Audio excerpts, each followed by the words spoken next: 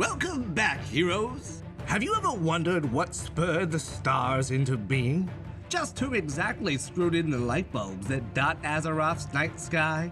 Folks, today we have something a little different in store as we try to understand the mechanisms of the cosmos as a means of forecasting the war within and beyond. This video is but the stage setup for a theory that is playing for all the marbles. We call this theory the Elune Truth Saga. The Elune Truth Saga is so expansive and mind-blowing that it cannot be contained within any single YouTube video. It is built to play out over multiple videos over the next few weeks. Today's report, the Elune Enigma. Child of Shadow and Light, mother of world souls and Azeroth herself, all in one?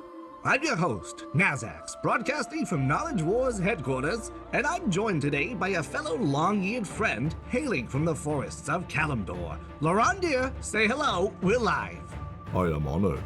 Larandir here is going to share a unique perspective on the very nature of reality, as he recalls a tantalizing experience. A vision he claims was bestowed upon him by the goddess herself, whatever that means. Take it away, Larandir.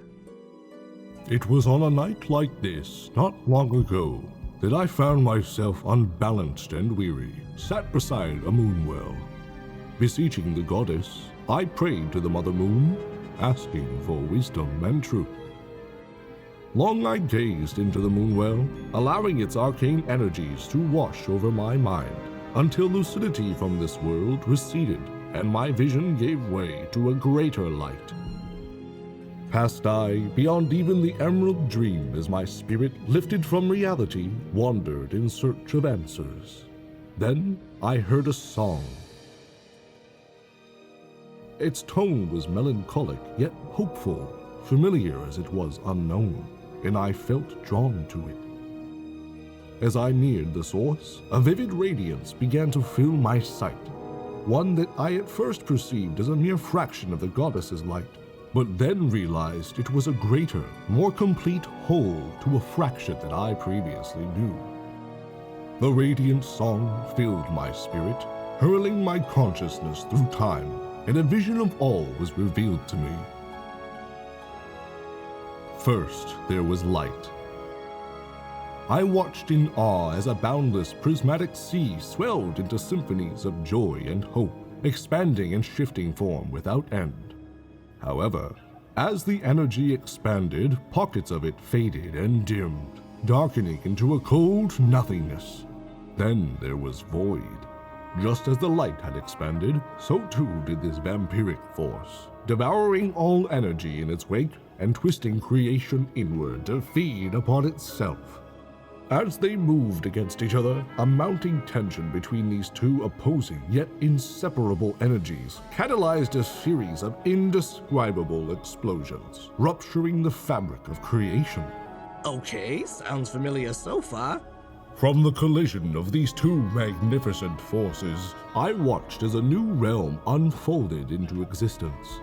A dual realm, one made of two. How does that work? Two halves there are to the greater realm, that eternal aeon which is all-pervading, for she is the cosmos, born of shadows and light. First there was the physical plane, the great dark beyond, broiling in a maelstrom of holy fire and magic. Remnants of the collision formed into raw elements, merging and spinning into unnumbered primordial worlds. I saw shards of light scattered by the birth of the cosmos, suffusing the matter of these worlds with the spark of life, giving rise to creatures of wondrous and terrible diversity. Then there was the spiritual plane, the twisting nether, an astral dimension weaved together with the most unstable energies produced from the great collision, existing outside the borders of the physical universe, though tangentially linked to it. The volatile forces here tear through the veil of the great dark, flooding into reality and warping creation. Together, the physical and spiritual were halves of a whole, the two becoming one and the one becoming all. Okay, so what's this collective one you're talking about? And how exactly are the Great Dark Beyond and the Twisty Nether parts of it? With both eyes open, she gazed upon me, the goddess, but as I had never seen her before, not just the Mother Moon, something more. With one eye, she saw a realm of limitless possibilities, ordained by light and life, and in the other, she saw a realm of endless turmoil, disarrayed by shadow and death. It was then I realized the true nature of our goddess and the meaning of the symbols she provides us. In her right eye, I saw the eternal sun illuminating the great dark, radiating its holy light and nurturing the many physical worlds. In her left, I saw the Mother Moon embracing the spiritual shadow of the twisting nether, receiving and overseeing the universe's many souls. And what I once understood as the echoes of an eternal conflict, I now perceived as balance. The twofold emanation of the goddess, creating a cycle of life and death, born of light and shadow, balanced by the forces of order and chaos. For where there is light and life, always there follows shadow and death, and all that is ordered will fall to disorder. Such is the lesson of Elune, the first child of shadow and light. Wait a minute, Elune? I thought she was just a night elf lunar deity. What's going on here, pal? And still she is, but that is only half of her nature. To my people, the Kaldurai, she is the White Lady. To the Tauren, she is Musha and Anshe, the eyes of the Earth Mother. Her reach extends far beyond the confines of Azeroth, and I believe her presence may be found wherever balance has been nurtured. That would explain all of the interplanetary Night Warrior stuff we saw in Ardenwell. Alright, go on. The goddess then turned my sight towards the field of stars within the Great Dark, revealing to me yet another mystery. It was in this balance of physical and spiritual, of world and soul, that the first children of Elune were born into reality, world souls, the living embodiment of her dual nature, manifesting as pure energy spinning out into the cosmos, finding warmth near a sun and growing in the heart of primordial worlds. These rare ancient spirits were brought forth as the stewards of her creation, Titans, living worlds, each with unique magical potencies suitable to their spirit's desire. And alongside them, the Naaru, beings composed of a scintillating holy light, determined to spread hope and nurture life wherever they found it. She showed me how together they were meant to maintain the balance. But something went terribly wrong, for too few of Elune's children had heeded her lesson, and in time, a dire fate would all but break the heart of the World Mother. Suddenly, the radiant song that had been guiding me through the vision let out a cry of anguish, fear, and sorrow, as if recoiling in pain. And with this surge of emotion came words from the goddess herself. My children have lost sight of the balance. In their relentless quest for order, the Titan Pantheon has tilted the cosmic scales too far, misguided by my son Amanto. Their actions, though born of my love and desire to protect, now threaten the fate of your world, my daughter. The vision shifted, revealing Azeroth, a brilliant world soul, a most potent nexus between the astral and physical realms. She spoke once more. Behold, Azeroth, the chosen, avatar of my will in the great dark, my brightest light, and the fulcrum upon which true balance delicately rests. Her heart is that of my own, born to lead all of my children in the name of hope. But now she suffers, her nature, my nature, stifled by the Titan's ignorance. The old gods, my shadow, were but one challenge. A lesson they were meant to learn from. The greatest trial falls upon you, my mortal children, to restore the balance disrupted by those who failed to uphold it.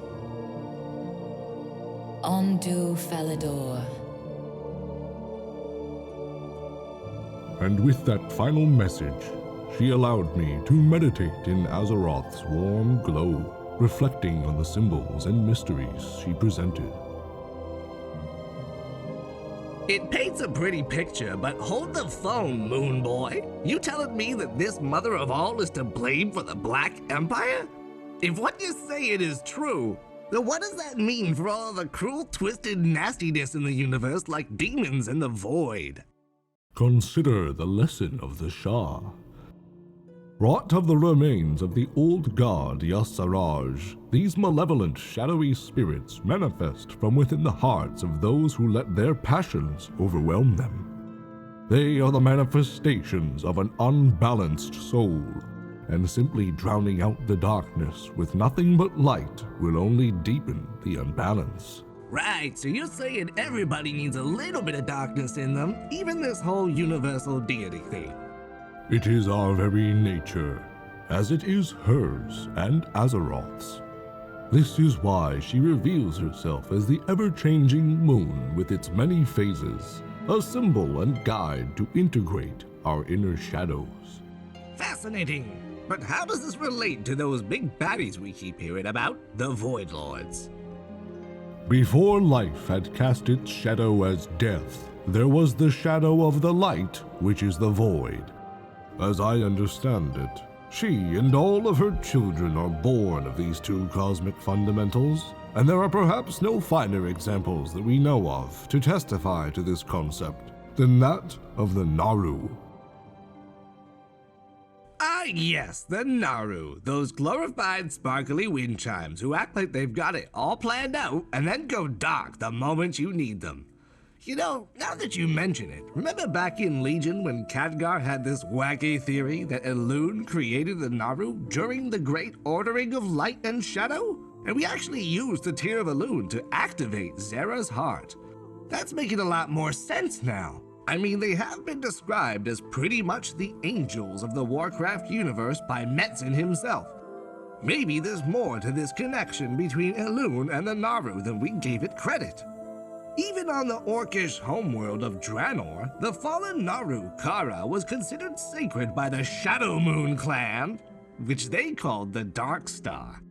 And the prophet Velin, spiritual leader of the Draenei, suggested to Tyrande Whisperwind that the light of Elune was not too dissimilar to that he knew from a Naaru, an opinion she did not appreciate. But since then, we've seen Tyrande embrace the darkest face of Elune and evoke the wrath of the Night Warrior. I can admit, this next part is a bit of a stretch, but take a look at the so-called Eye of Elune used in the ritual, and tell me that this doesn't resemble the eye of a Naaru. In any case, the Night Warrior magic we saw creep across Tyrande's skin in Shadowlands is distinctly different from the usual white light of Elune that we're used to, and is more visually reminiscent of the Cosmic Void, as seen in newer spell effects featured in Dragonflight. If Elune is the mother to the Naaru, perhaps there's a connection between the Night Warrior and Cosmic Void forces that extends beyond visual similarity.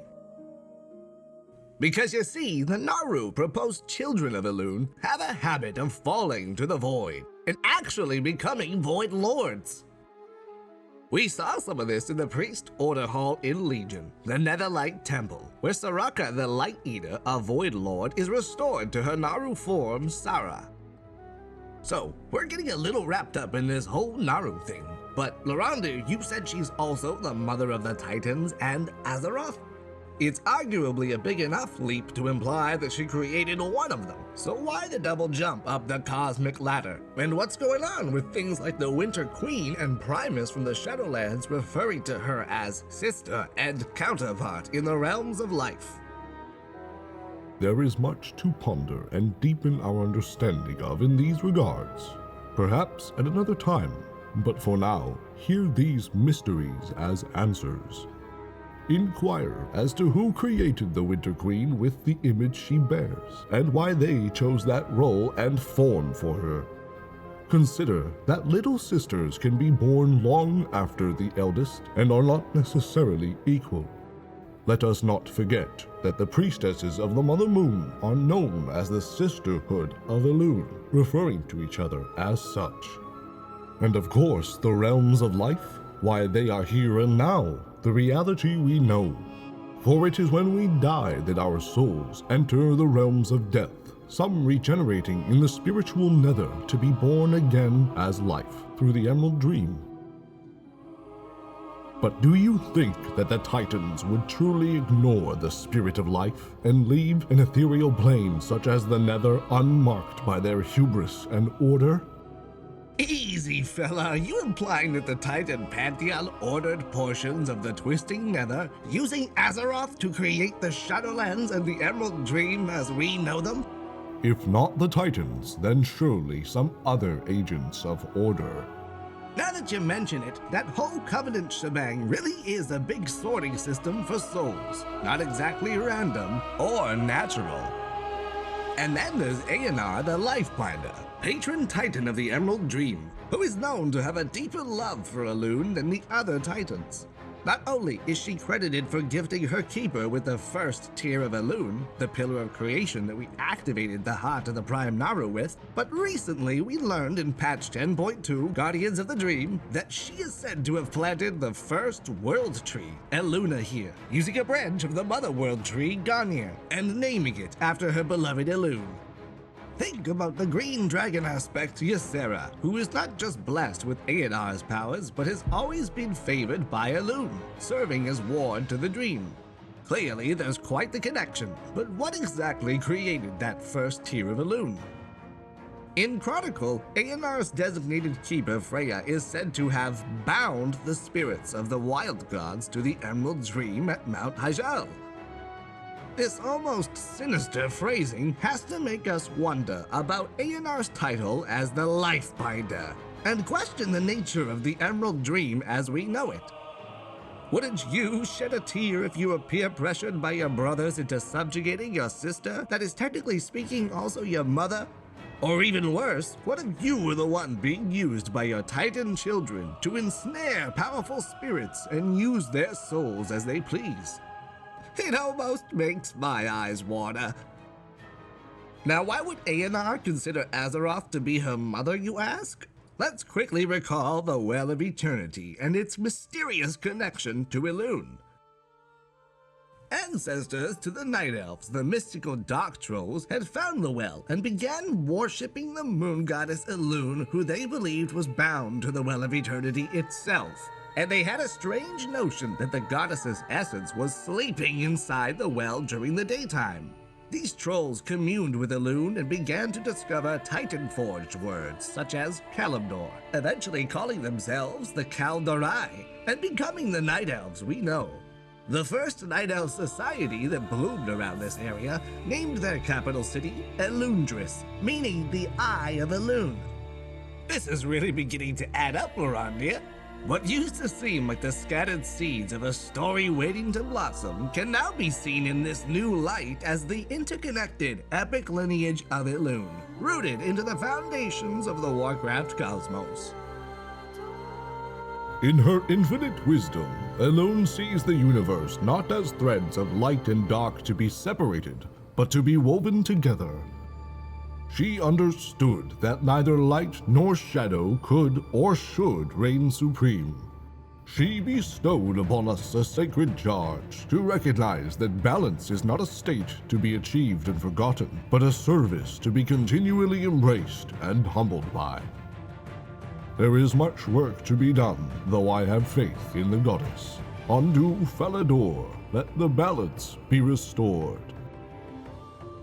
Thank you, Larandia, for that apocryphal venture into a lunar La La Land. But these revelations are just the beginning, folks. As we enter the War Within Alpha this year, much will come to light on how these mysteries connect. And our next video in the Elune Truth Saga will uncover the rotting roots of Elune here, winding through the depths of Khazalgar. So stay tuned! Remember, this is just one take on the grand scope of Warcraft's lore, pieced together with love, speculation, and a dash of mojo-infused imagination. But tell us in the comments below, what's your take? What did you make of this Kaldari lunatic's ideas on Elune, Azeroth, and the cosmos? Send your letters and let us know. Thank you so very much for attending this episode of Knowledge Wars, where the truth isn't just out there, it's buried under layers of Night Elf ruins and Titan machinery. Remember, folks, you are the resistance to the Titan Soul Matrix. Your time is precious, and you spending it here means a heck of a lot. I hope you enjoyed and join us next time. New subscriber discount on our Casual Bite supplements.